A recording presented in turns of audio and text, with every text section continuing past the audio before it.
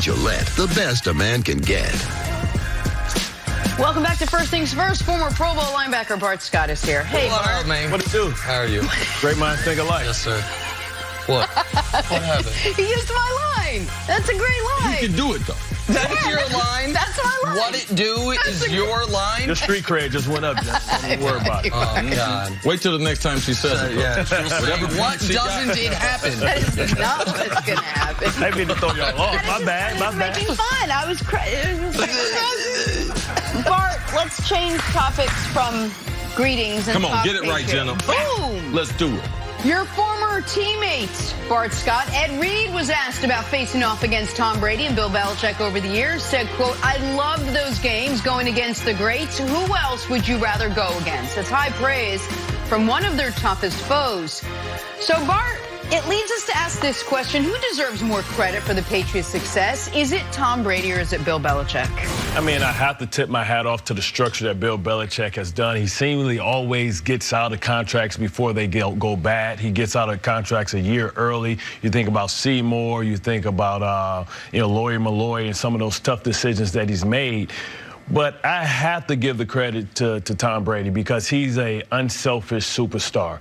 In the world of getting yours, he makes sure that everybody else gets theirs too. We're talking about his new contract, and we'll get to that later. But one thing I do know that he's never wanted to take all the pie. Right, when you think about some of the quarterbacks that have made the most money, he's not amongst them. You think about Eli Manning, you think about Peyton Manning. He's always leaves enough cheese on the taco for everybody else. Yeah, and that allows them to be able to make moves throughout the year. And still, when you look at his productivity, and Bill Belichick's not throwing any passes. He's not taking any hits.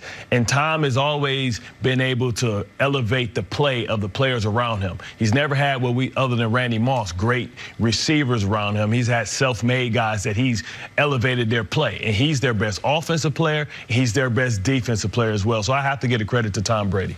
So I don't think it is disproportionate in one direction or the other. I don't think it's 90-10 or 80-20. But what I do think is they're in a situation where the sum is clearly greater than either individual part, meaning they've won 6 Super Bowls and been to 9 together.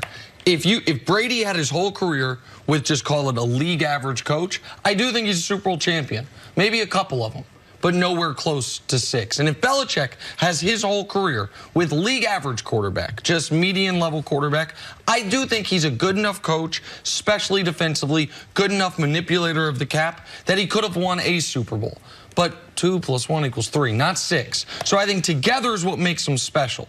But when I look at Brady, I say he and Jerry Rice, maybe, the only 2 that come to mind. 2 guys that have had 2 separate Hall of Fame careers. Yeah. If he stopped in 2010, 3 championships, a league MVP, another trip to the Super Bowl, that gets you into the Hall of Fame. If he started in 2011, 3 championships, 2 more trips, 2 more league MVPs, that gets you in the Hall of Fame. So there's a Hall of Famer based on 2000, 2010, and the Hall of Famer from 2011 to 2019 right now. I also think Brady's willingness to be coached and non-superstar, non-diva stuff has such a important, in a positive way, pervasive effect on the locker room that if I have to give it split the pie, I'd go 55-45 Brady. Now I know Chris adamantly disagrees with both of us, but the level of his ability to remake himself and to play for such an absurdly long period of time compared to anyone in NFL history, to me, tips the scales in his favor. Well, I'm not surprised I disagree with you. It's not your fault. But this dude over here, after being in the NFL locker room, knowing the impact, because I'm going to go through. I'm in the Hall of Fame. I'm going to go through all the Hall of Fame coaches. Shula, let's go Walsh, let's go Belichick, and let's go Vince Lombardi. Vince Lombardi. Vince Lombardi. You can have any quarterback. Marino, Montana, Brady. You can have any quarterback. Which one would you take? Would you take the legendary coach, or would you take any of the quarterbacks? Just a quick answer. I would take the quarterback. The greatest quarterback. I got to take. Okay, no problem. But what the quarterback doesn't have an effect on, he doesn't have an effect on scouting. He doesn't have an effect on how we're going to run business. He doesn't have an effect on the ball boy. Y'all think that Brady has an effect on the ball boys there? No. Who sets the tempo and the agenda is Bill Belichick. When free agents come there, they're not there to meet Tom Brady. They are there to see the Patriot way. Bill Parcells, good friend of mine, he won 2 Super Bowls with average to above average quarterbacks. So it lets me know that Belichick cut from the same mode who runs a more aggressive offense or allows his offense to be run more aggressively.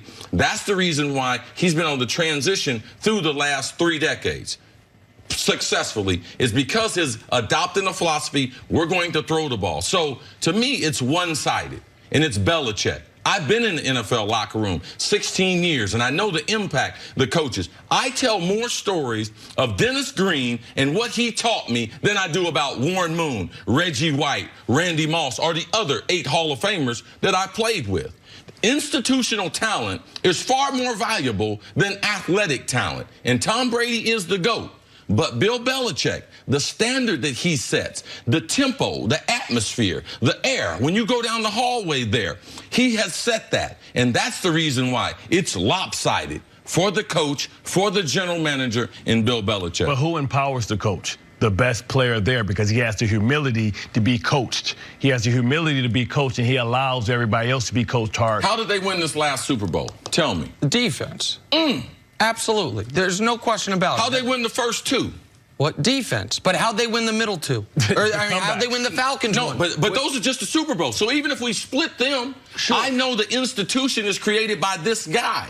Tom Brady's not. Tom Brady wanted more money. Tom Brady wasn't trying to leave more cheese on the taco. But he was trying to put double meat on there, and Belichick told him, you know something? You're going to get stuffed. But you're going to be fooled. But you don't know what you don't know. But if he walked away, that team can't win a Super Bowl without Tom Brady. Without him, you can't just say input so-and-so and you have the same championship.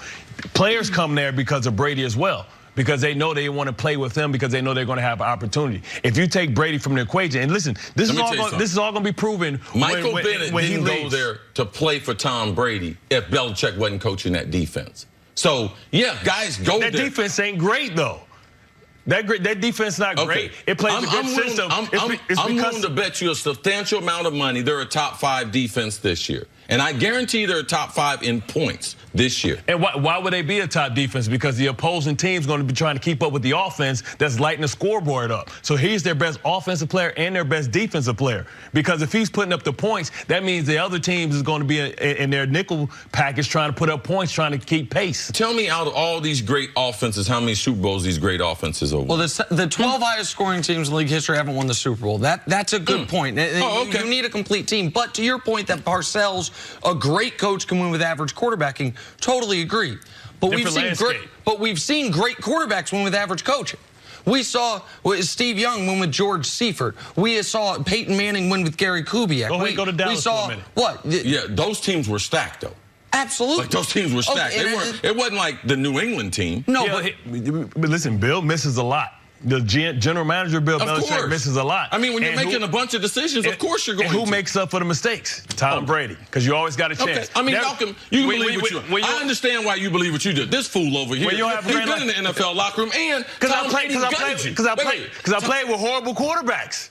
Anyway, can I just say one thing? Today is Taco Tuesday. So if we want to get back cheese on the taco. There you know what I'm saying? So it all kind of comes full circle. Tacos. You was putting extra cheese on your taco. You wasn't saving no taco that nobody else eats. Taco Tuesday. Let's take a break. I'm the one Much more first things first right after this. Well, I appreciate that. But listen, you ain't give me no sour cream.